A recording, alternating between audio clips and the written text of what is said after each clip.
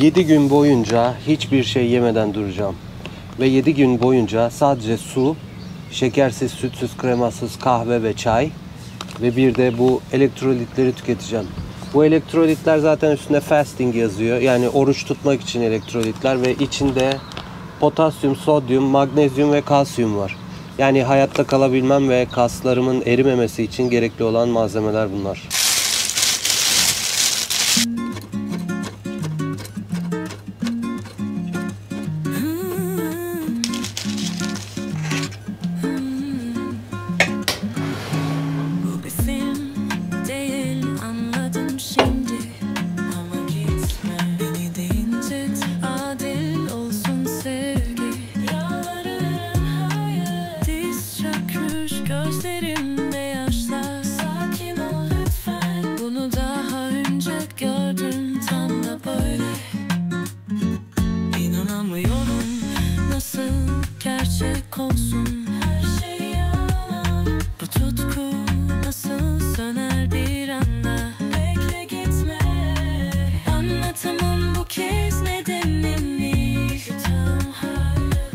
Hafızam bile beni terk ediyor artık.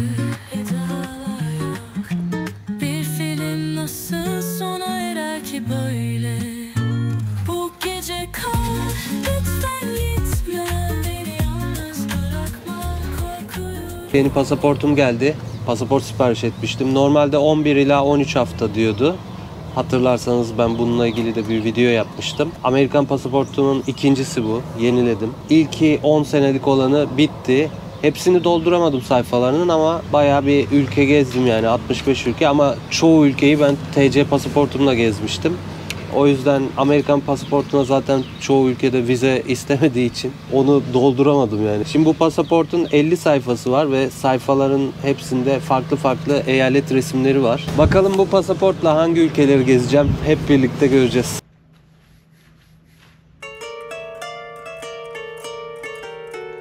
Acaba bu iş bittikten sonra bu göbek nasıl olacak?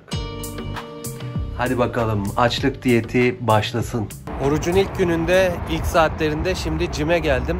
Ve içeride birazcık egzersiz yaptıktan sonra tartılmak istiyorum. Bakacağım ilk gün kaç kiloyum ve en son bu oruç bittiğinde bakalım kaç kiloyla bitireceğim.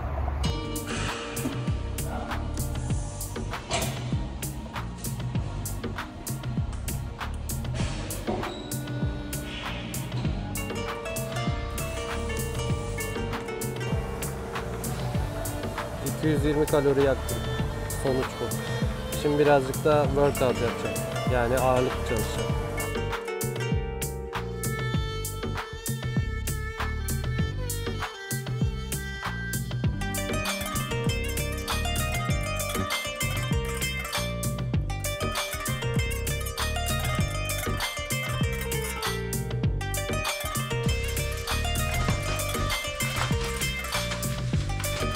Bugün orucun ikinci günü.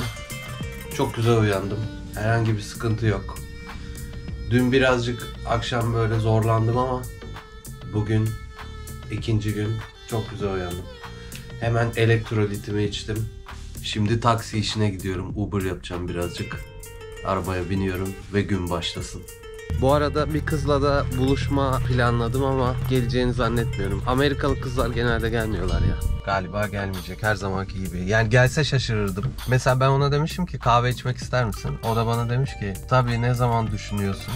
Çok isterim. Bir sonraki gün saat 11'de olur mu? Tamam demişim ben de. Bu arada Amerikalılar hiç emoji yapmıyorlar abi. Hiç. Evet yavrum aman sen hasta olma gurbet ellerde. Aman güzel çocuğum. Yok ben Aman sen hasta olma. Turn right on Elmhurst Drive.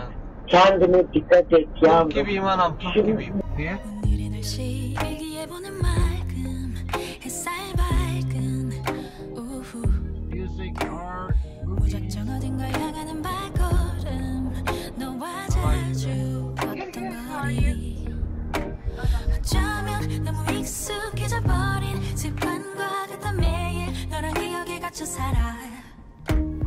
Nasıl derim terk etti, Bırakıp beni gitti. Anladılar ki aşkımız bitti.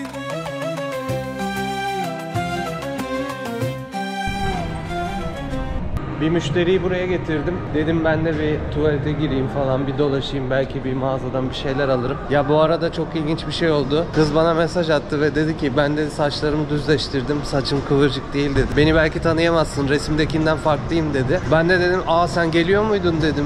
Ben sen gelmiyorsun sandım dedim. Çünkü sana telefonumu verdim. Hiç mesaj atmadın. Kendi telefonunu da vermedin. Sonra sabah sana günaydın yazdım. Cevap yazmadın dedim. Kız bana şöyle yazdı. Daha buluşmadığım insanlara telefonumu vermiyorum. Sabah da çok yoğundum. Mesajlara bakamadım dedi. Kusura bakma. İstersen dedi başka bir zaman buluşalım. Ama dedi benden nefret ediyorsan da sen bilirsin dedi. Ben de dedim senden nefret etmiyorum. Buluşalım.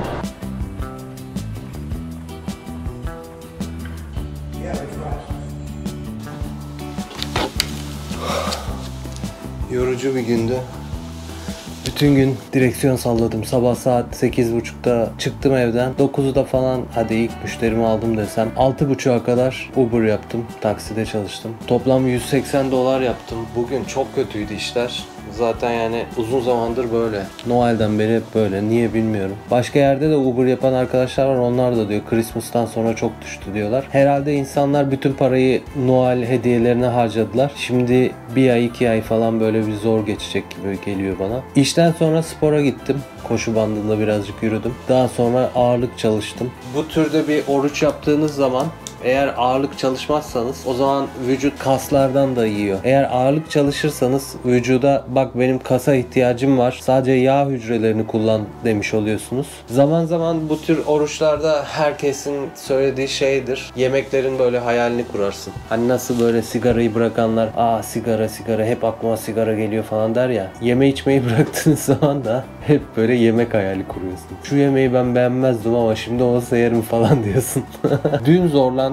Bugün araba kullanırken falan öyle pek zorlandığımı hatırlamıyorum. Öyle çok stresli olduğum bir an olmadı. Çok ufak tefek şeyler oldu. Bugün hatta 2-3 kez trafikte çirkin hareketler yapanlar oldu. Burası Texas. Texas'ta sürücüler birazcık öküz gibi kullanabiliyor. Neyse yani sonuç olarak bugünü de atlattım. Yarın 3. gün. Bu arada bugün ev kirasını ödemem lazım. Ben buraya $850 ödüyorum. Nakit ödemede indirim yapıyor. Bir de benim evi su bastığı için ayrıyeten bir indirimim var. $850 ödüyorum.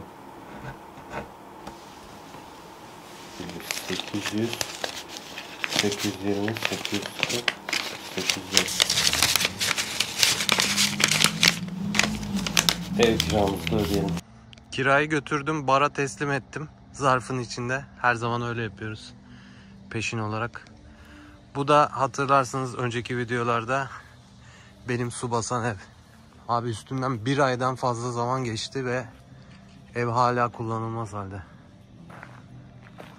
Hala da tadilatı sürüyor.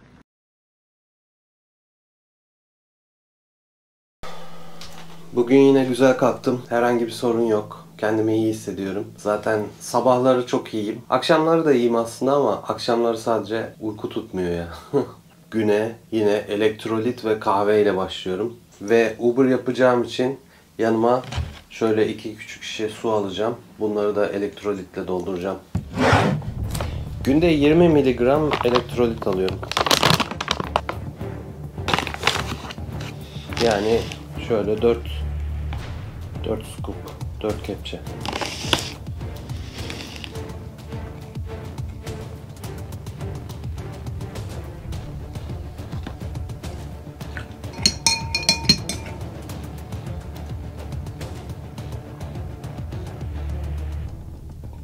Daha kahvaltı bitmedi. Bir de bu tip oruç tutanlar için şekersiz, sütsüz, kremasız yani sade, dümdüz, simsiyah kahve içmek tavsiye edilir.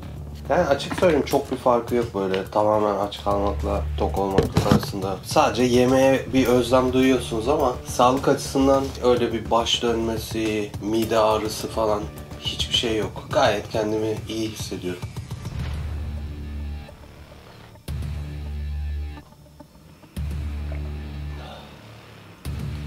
Bakalım bir Uber, Lyft piyasaları nasılmış bugün? Borsalar nasıl açılmış bugün bu sabah? Austin'de şu anda durum böyle. Yani sadece 3 yerde kırmızılık var. Bu kırmızılıklar bonus için ayrılmış bölgeler. Lyft'te de durum şu. Burada sadece bir yerde $3 veriyor.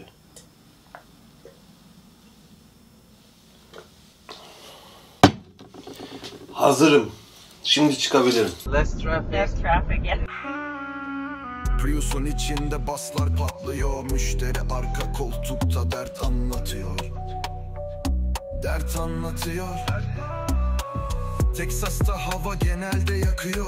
Açayı oynamaz ama araba kullanıyor. Araba kullanıyor. Ben sana kaç para vereceğim?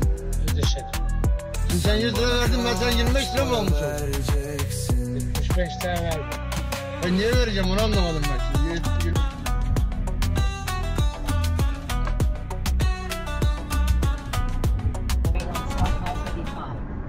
Bak benden hoşlanan çıkıyor ama benim şöyle bir özelliğim var. Ben ilk hamleyi karşı taraftan bekliyorum. İkinci hamleyi yine karşı taraftan bekliyorum. Üçüncü, dördüncü, beşinci, son hamleye kadar hepsini ben karşı taraftan. Ben bütün hamleleri karşı taraftan bekliyorum. Kaç gündür açım, neşem yerinde hala.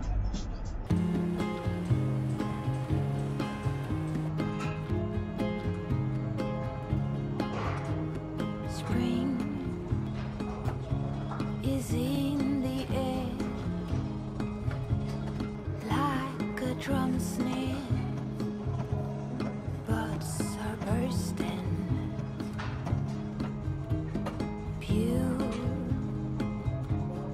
beautiful green. It's like a love scene. Waves are flirting.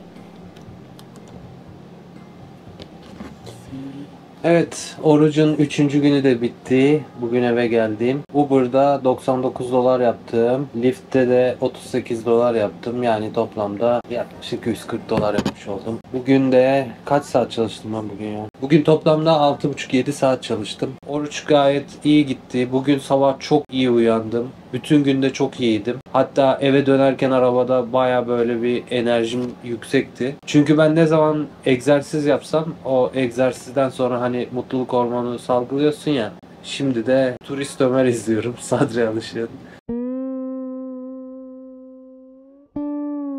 Bugün 4. güne uyandım. Elektrolitli sularımı hazırladım. Şimdi evden çıkıyorum. Buluşmaya gidiyorum Amerikalı kızla. Bugün 5 saat uyudum. Fazla iyi uyuyamadım. Niye bilmiyorum. Bir rüya gördüm. Rüya bana saçma gelmeye başladı. Saçma gelince rüyalar ben böyle uyanırım. Derim bu herhalde gerçek değil. Öyle oldu, uyandım. Ama yani kendimi kötü hissetmiyorum. Kendimi iyi hissediyorum. Herhangi bir açlık falan hissetmiyorum. Şimdi kızla buluşmaya gidiyorum. Hadi bakalım. Bol şanslar bana.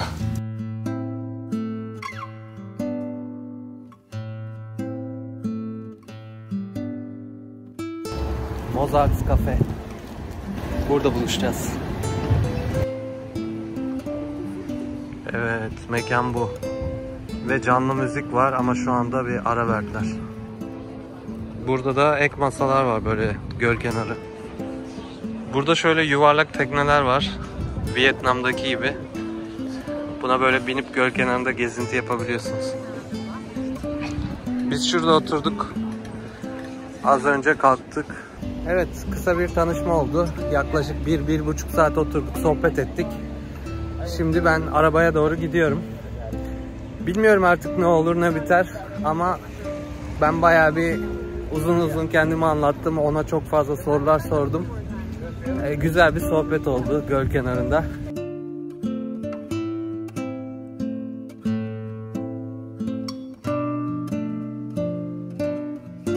Şimdi bir yere hiking yapmaya, yani doğa yürüyüşüne gidiyorum. Böyle bir manzara çıktı karşıma.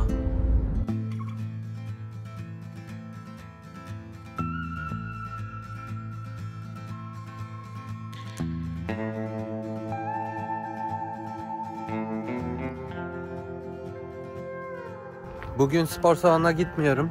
Bugün böyle sadece hafif bir yürüyüş yapacağım. O yüzden doğaya geldim. Çok güzel bir yürüyüş yeri buldum. Tamamen gölge bir yürüyüş bu. Ağaçların altında. Bu arada ben daha önce Kaliforniya'da Uber yaparken, yani 10 sene önce, o zamanlar mesela ne zaman bir kızla randevuya çıkacak olsam açık açık diyordum ki ben işte Uber şoförüyüm. Sonra kızlar da muhabbeti kısa kesip benden soğuyorlardı. O zamanlar bir arkadaşım vardı, İranlı. O bana demişti ki, Can sen ne yapıyorsun ya? Sen yanlış yapıyorsun. Kimseye taksi şoförüyüm falan demeyeceksin. Abi sen diyeceksin ki ben şirket sahibiyim. Kendi işimi yapıyorum. Kendi şirketim var. Lojistik firmam var falan. At salla gitsin diyordu. Ben de diyordum ki ya ben öyle şeyler yapamam. Çünkü ben yani yalan söylemeyi sevmiyorum. Dürüstlük daha çok hoşuma gidiyor diyordum. Kimse seninle buluşmak istemez. Kızlar sana bakmaz diyordu. Bugün de öyle oldu biraz.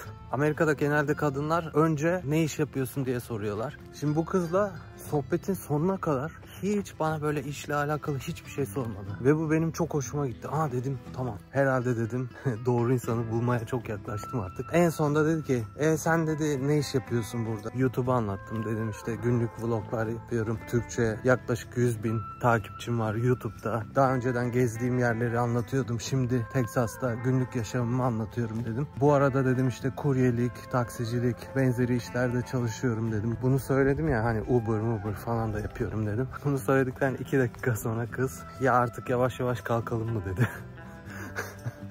Bilmiyorum yani, ön yargılı olmak istemiyorum. Benden hoşlandım hoşlanmadım ama Amerikalı kadınlar, yani erkekler de böyledir, kadınlar da, bütün Amerikalılar böyledir. Duygularını çok saklarlar. Duygularını hiç belli etmezler. Duyguları hep arka plandadır. Yani bizim gibi değillerdir. Bizde birisi sinirlendi mi, mutlu oldu mu, hoşuna gitti mi, gitmedi mi hemen anlaşılır. Amerikalılarda bu pek anlaşılmaz.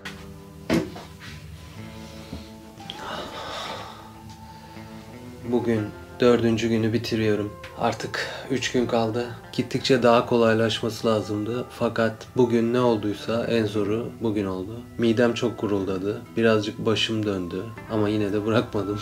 Doğa yürüyüşü yaptım. Bir randevuya gittim. Bazı şeyler ters gitti ama olsun. Bugünü de alnımın akıyla bitiriyorum. Bugün açlık hissi de biraz fazla gelmeye başladı artık. Bakalım yarın nasıl geçecek. 7 gün dayanabilecek miyim? Yoksa dayanamayıp 5. 6. gün falan bırakacak mıyım bilmiyorum. Ama tabii her şeyin başı sağlık. Sağlığımı riske atmayacağım sonuçta. Sürekli bu konularda videolar izliyorum. Şu anda otofaji safhasındayım. Vücut artık kendi kendini yiyor. Yağ hücrelerini tüketiyor hızlı bir şekilde. 48 saat ile 72 saat arası otofajinin zirvede olduğu an ve ben şu anda o dönemin içerisindeyim. Konuyla ilgili geniş bilgiyi de bu videonun sonunda uzun uzun anlatacağım. Siz de yapmak isterseniz. 5. gün sabahından merhaba. 5. günün şafağında beni bekleyin. Şafakta doğuya bakın. Çok güzel uyudum. Ama midem dün geceden beri gurulduyor. Kendimi iyi hissediyorum. Dün gece yatmadan önce bir telefonu kontrol ettim. Baktım acaba kız mesaj yazmış mı diye. Kız beni uygulamadan silmiş ya. Silinmiş. Neyse şimdi güne başlayayım. İşe çıkıyorum bugün de. Ya düşündüm de kız hani beni sildi ya uygulamadan. Ya diyorum lan bunun açlıktan nefesi kokuyor. Dur bakayım ne iş yapıyor acaba diye merak etmiştir. Taksiciyim deyince de işte neyse. Güldün, anlattın eski düşleri. Bir masada oturduk, göl kenarı. Ben sandım ki seninle aşarız yolları. Yine yollardayım, arkada müşteri. Dürüst olup taksiciyim dedim.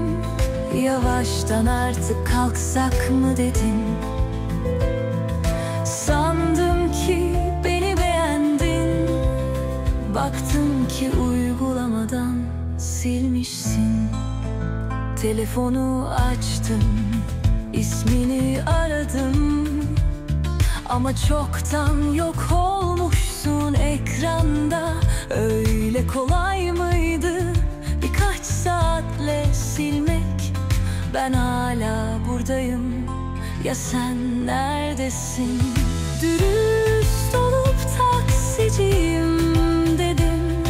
Ya Taksi işinden bugün 160-170 dolar arası bir şey yaptım. Sabah saat 10'da galiba başladım. Şu anda saat 6. 8 saatte yine saatliğim 20 dolara geliyor, çok değil. Ya şimdi spora geldim ama hiç halim yok spor yapacak ya. İlk defa var ya, ilk defa böyle geliyorum spora. Bu kadar yorgun, bitmiş. Böyle neredeyse uykum gelmiş bir haldeyim ya. Tartılacağım da, benim evde tartı yok.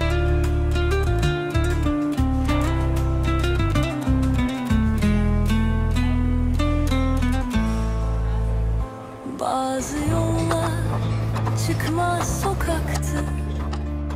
Bazı insanlar iz bile bırakmaz. Bugün 5. gün bitti, eve geldim. Sabah çok iyi uyandım ve bütün gün çok enerjiktim. Ama son böyle 2 müşteri, 3 müşteride öyle bir enerji düşüşü oldu ki ondan sonra işte spora gittim. Sporda da böyle zar zor işte yürüyüş bandı. Oradan biraz ağırlık çalıştım. Ama çok yıpratmadım kendimi. Hatta hayatımın en kısa süren sporlarından birini yaşadım. 1 saat sürmüş müdür? Belki 1 saat sürmüştür maksimum. Çay içebiliyorum bu arada. Dün ilk kez çay içtim bu oruçta. Sanki böyle yemek yemişim gibi hissettim. Dümdüz Türk çayı içiyorum. Bizim bildiğimiz siyah çaydan. Çünkü herhangi bir kalori almamanız lazım.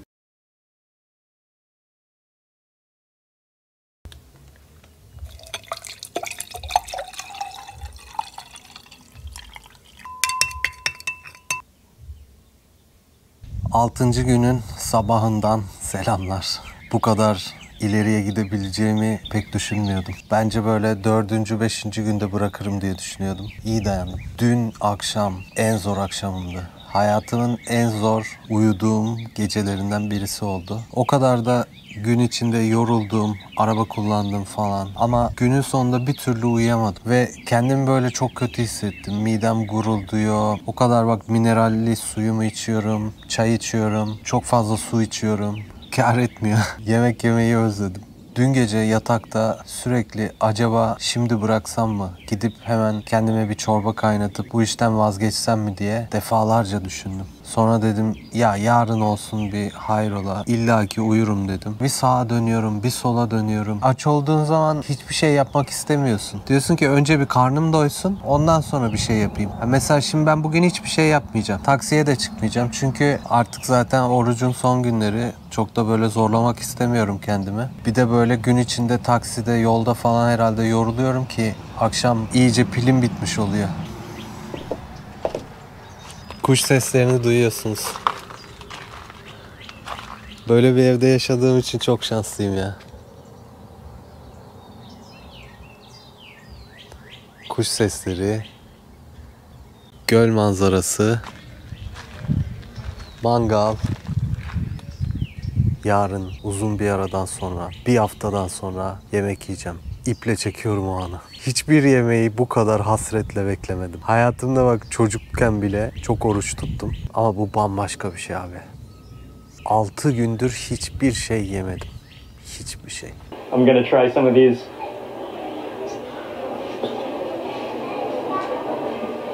Oh, it's so rich. Yemek yemeyi hiç bu kadar özlememiştim. Yarın iftar vakti. Yarın son gün. Final. Bitiyor. The sweetness of the cockles, and they have a nice texture too. A little bit chewy. Oh, this is the yellowtail. Şöyle düşünüyorum artık. Bundan sonra diyorum full yemek işine odaklanacağım diyorum. Hayatımı yemeğe adayacağım diyorum bu oruçtan sonra. Günlerdir mutfağımda hiç böyle yemek yok. Sadece bu elektrolitler var. Su var. Elektroliti karıştırdığım bardak, kaşık. Çay yapıyorum. Dolabımı da bayağı bir boşalttım. Bugün spora da gitmedim, işe de gitmedim. Bugün sadece dışarıya çıktım. 1,5 saat falan böyle bir yürüyüş yaptım. Doğada. Güzel güzel. Şurada bahçede hamağım var. Hamakta oturdum birazcık. Ağaçların altında kuş sesleriyle. Çok güzeldi. Kendimi yormadığım için şu anda iyiyim.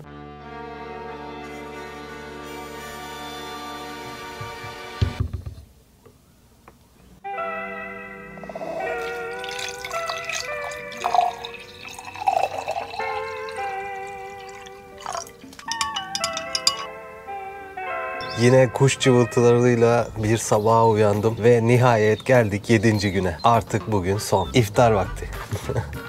Bugün akşam bekliyorum. 9'da yemeğimi yiyeceğim. Orucu sonlandıracağım. Çok mutluyum. Bugüne kadar gelebildiğime hayret ediyorum. Çünkü ben açlığa fazla dayanabilen bir insan değilim. Hani bir öğünü bile atlamam. Hiç hatırlamıyorum. Hani mesela günde 2 öğün yiyorum. 3 öğün yemiyorum da. Ama o 2 öğünden birini atlamam abi. Çok stres olurum. Gördüğünüz gibi işte 7 gün boyunca 3'er öğünden 21 öğünü atladım. Muazzam bir başarı benim için. Hiç kendimden bu performansı beklemiyordum. Daha önce 48 saatlik oruç yapmıştım. Bu orucun aynısından. Ama bu çok başka oldu. Bu sayede vücudum da yağ yakmaya artık alışmış oldu. Bekleyelim artık saat 9'a kadar.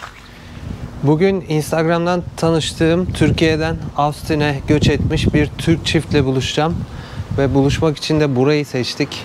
Buranın adı Oasis. Bu arada arkadaşlara söyledim. Yemek yemiyorum dedim. Onlar da kahve içmeye ikna oldular. Ama bir gün mutlaka bize akşam yemeğine gel diye davet ettiler, sağ olsunlar. Şimdi beraber oturup kahve içeceğiz.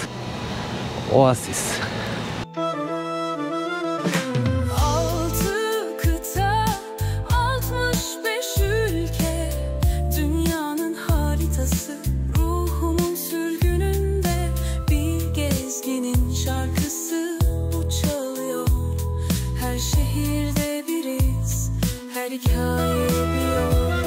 Kimi zaman bir pizzacının mutfağı, kimi zaman restoranın karanlığı. Alaska'da soğuk, Hawaii'de gün, çiftliklerde emekle yoruldu. Arkadaşlarla çok güzel sohbet ettik. Çok tatlı insanlar. Yeni evlenmiş bir karı koca. Ayrıldım oradan. Şimdi Sam's Club'a geldim. Burası toptan ürünlerin satıldığı bir yer. Ve orucun bitmesine son 3-4 saat kaldı artık. Şimdi buradan bazı yiyecekler alacağım. Uzun zamandır yiyecek almamıştım. Çok heyecanlıyım. Çok.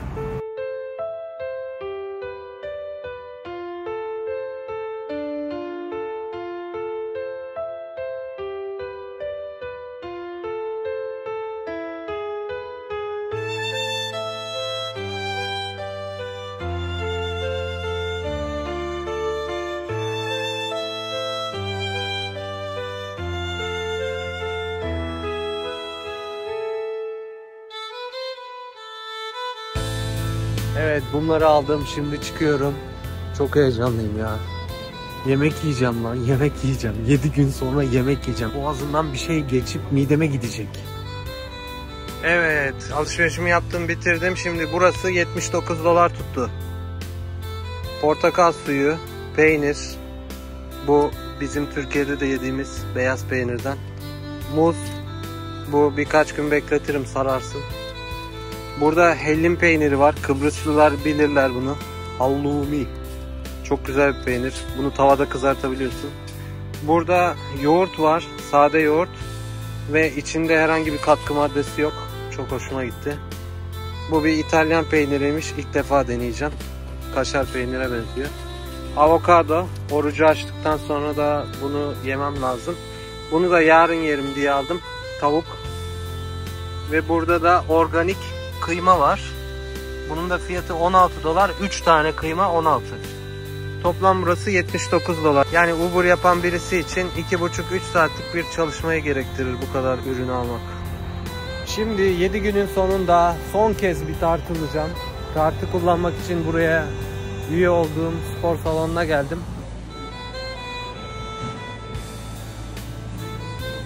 Evet, artık geldik sona. Bugün orucumu açıyorum. 7 gün geçti ve 7 günün sonunda bakın sonuçlar nasıl. Elimde cep telefonuyla tartıldığımda kilom biraz fazla çıkıyor. Cep telefonsuz tartıldığımda sonuç 77,6 kiloydu. Bugün cep telefonuyla 72,6 çıktı. Yani cep telefonsuz 72,4. Şimdi yanımda birisi olmadığı için tabii ki telefonu ben tutuyorum. O yüzden telefonun ağırlığını çıkartmam lazım. Yani sonuç olarak 77,6'dan 72,4'e düştüm. Bu 7 günde 5,2 kilo kaybetmiş oldum. Ama bu orucun asıl amacı kilo kaybetmek değil. Vücut bu oruca başladıktan 48 saat sonra otofaji otofaji denilen bir evreye giriyor. Otofaji hücrelerin yenilenmesi evresi. Yani vücudumuz eski ve hasarlı hücreleri temizleyip yerine yeni hücreler üretiyor. Bir nevi iç temizlik. Açlık süresi boyunca insülin seviyesi düşüyor ve vücut enerji için yağları yakmaya başlıyor. Bu yüzden bu oruç sadece kilo vermek için değil, metabolizmayı güçlendirmek için de harika bir yöntem. Bir de bu orucun beyni ilgilendiren bir safhası var. Ona da BDNF deniyor. Yani beyin odaklı nörotrofik faktör. Bu da hafızayı ve odaklanmayı güçlendiriyor. Yani aç kaldıkça aslında beyin daha verimli çalışıyor. Bu oruca intermittent fasting deniyor. Yani su orucu deniyor. Kronik hastalar ve ilaç kullananlara tavsiye etmiyorlar. Oruç açarken de yediğiniz şeylere çok dikkat etmelisiniz. Okuduğum araştırmalarda ve izlediğim videolarda genellikle çoğu insan bunu kemik suyu çorbayla açıyorlar. Oruç açarken çok fazla mideye yüklenmemeniz lazım. Ben böyle 1-2 saat sonra falan bir yoğurt, avokado, ceviz, badem falan böyle çok hafif şeyler yiyerek bugünü kapatacağım. Yani evet çok acıktım, 7 gün geçti ama bir anda da yüklenmemem lazım. Çünkü oruç açarken yanlış şekilde açarsanız bunun sonucu ölümle de sonuçlanabilir. İnsülin seviyesini bir anda zıplatmış oluyorsunuz. Şimdi Türkiye'de olsak iftar topu atılır. Ben de işte saate bakıp bekliyorum. Bu orucu 24 saatte tutabilirsiniz, 16 saatte tutabilirsiniz, 48 saatte. So I started intermittent fasting about a little over a year ago. It's probably been more like 13 months. I'm coming up on 1 year of intermittent fasting. A year ago, I thought about health. During this year of exploration into my health, I have learned a number of things about intermittent fasting. Zamanında yediğimiz yemeklerden oluşturduğumuz yağları, yani o göbek bölgesinde oluşan yağları vücut sigorta gibi kullanıyor. Kıtlık zamanında yemeye başlıyor. Şimdi bana videonun yorumlarında şöyle söyleyenler olacaktır. Ya sen hiç kan şekerini ölçmüyorsun, doktor kontrolünde değilsin, kolunda herhangi bir dijital saat yok, böyle Apple Watch gibi falan sağlık değerlerini ölçen hiçbir şeyin yok. Evet, doğru, haklısınız. Ben onları birazcık ihmal ettim. Vücudumu birazcık tanıyorum. 7 gün doldu. Hatta 2 dakika, 3 dakika geçti. Yani toplamda 168 saattir aç duruyorum. Ve artık dananın kuyruğunun kopacağı an geldi. O yüzden de dana kemik suyu çorbasıyla açıyorum. Genelde hep bunu tavsiye ediyorlar. Organik ve gayet sağlıklı. 7 gün sonra bir şey yediğimde bakalım vücudum buna nasıl tepki verecek. Daha önce aç kaldım. Hatta Amerika'da çok aç kaldım. İlk geldiğimde Boston'daydım. Yıllar önce Work and Travel yapmaya geldiğim zaman Work and Travel'dan sonra İngilizce kursuyla kalmıştım. Restoranlarda çalışıyordum. Çok aç kalmıştım çünkü kazandığım parayı hep kursa veriyordum. Ev kirası, faturalar, ulaşım falan, yemeğe para kalmıyordu. Ama hiç bu kadar aç kalmadım.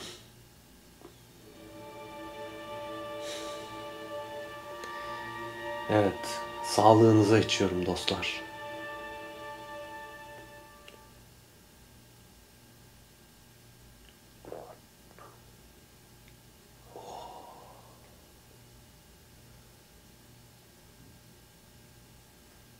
Abi yediğiniz yemeklerin kıymetini bilin ya. Bu neymiş ya?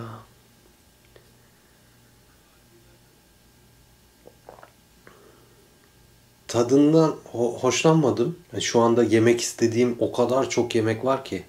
Ama biliyorum ki bununla açmalıyım.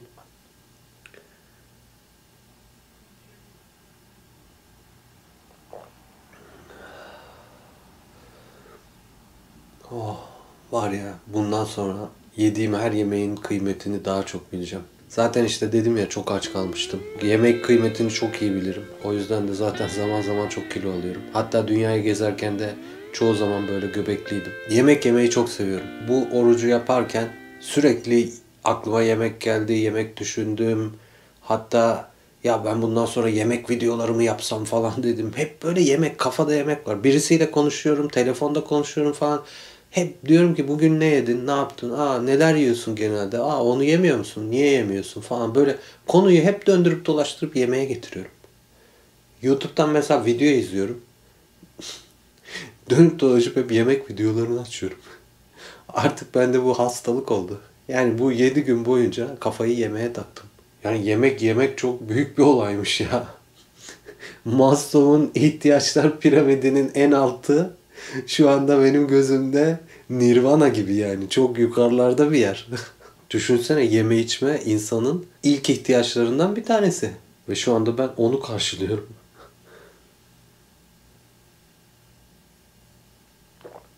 Benim için bu unutulmaz bir an. Yıllar sonra bile ben bu anı hatırlayıp böyle açıp açıp bu videoyu izleyeceğime eminim. Bu konuda da uzman değilim. Sadece ben okuduklarımla, izlediklerimle falan bunu yapıyorum. Herhangi bir doktor kontrolünde de yapmadım. Biraz bilinçsizlik yapmış olabilirim. Bu arada midem gurulduyor. Midem şu anda bir tepki veriyor. Yani şey diyor. Nerede kaldın hayvan? 7 gündür. Artık yemek geleceğinden umudu kesen hücreler şey diyor. Yemek geliyor be. Hadi lan, şaka yapma.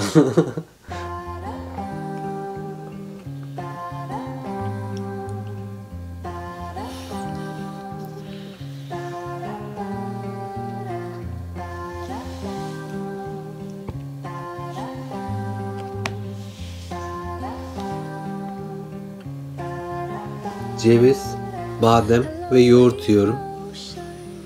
Bugünü böyle noktalıyorum. Tekrar yemek yemek harika bir şey. Yarın sabah da kahvaltı yapacağım. Hafif bir yemekle bugünü bitiriyorum. İzlediğiniz için çok teşekkürler. Kendinize çok iyi bakın. Videoyu beğenmeyi ve abone olmayı unutmazsanız da sevinirim. Bir başka videoda görüşmek üzere. Hoşça kalın. Yoğurt da güzelmiş.